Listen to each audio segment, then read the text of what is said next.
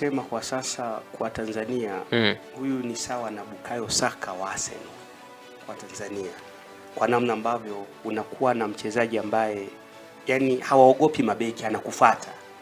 Unajua kumpata tunazungumza viungo wa pembeni kwa maana ya left and right wings ambao wanakufuata, inakuwa ni kazi sana. Sasa ukimtazama Libase, kwangu mimi ni kama ameanza kuwa na chembe za Bukayo Saka pale Uingereza kwa performance ambayo anaionyesha.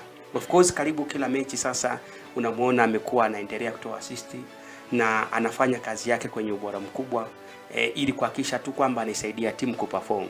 Ukiacha kumtazama kwenye jicho la assist, lakini Libase Geye anatengeneza pia play assist. Kuna assist moja, mpira wa mwisho anaoutengeneza kwa ajili ya kwenda kufunga goli tunaita assist. Lakini Libase ana uwezo wa kutengeneza mpira wa pili kabla ya kuwa mpira wa mwisho kwenda kufunga goli, play assist. Yani anaupiga mpira kwa mtu fulani, halafu huyo mtu ndio anakwenda kupiga pasi ya mwisho na goli linazalishwa. Hiyo tunasema ni play assist. Lakini ukiangalia nafasi ambapo amekuwa na utulivu wa kuzitoa, angalia namna pasi ya leo alivyokuwa anaitoa, unaona kabisa kwamba ni mchezaji ambaye iko very matured. Anatoa pasi na uhakika kwamba pasi inakwenda kuzalisha goli. Angalia goli alilofunga Mpanzu mechi za mwanzoni kabisa za ligi kuu Tanzania bara, wakati Simba anafungua pasi moja mlua kabisa ambayo iliweza kuwekwa na Mpanzu aliweza kutumia baada ya kufanya tani na akafunga goli.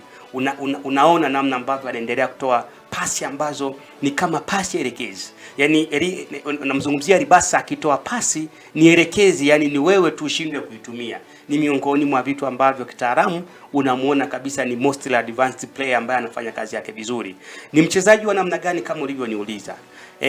Mwanzoni wakati ligi inaelekea kumalizika, Libase alikuwa anaonekana anang'aa zaidi kwenye mechi kubwa.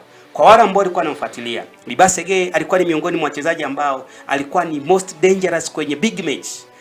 Alikuwa anaonekana ni mchezaji hatari sana kwenye mechi kubwa. Mechi ndogo alikuwa hajitumi, lakini sasa hivi unaweza ukaangalia mechi 3 za Simba. Manake unaanzia mechi ambayo Simba amekwenda kuicheza pale Kagera kwa maana Kaitaba, angalia the wonderful performance kwenye assist.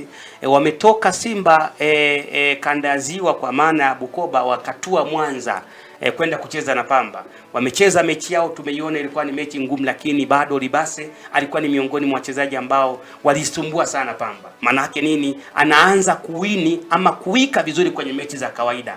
Kwenye msimu uliopita ilikuwa sio sana. Kwenye average game tunazungumzia mechi za madaraja ya kati, performance yake ulikuwa ukilenki ukitazama, maana yake unaweza ukampa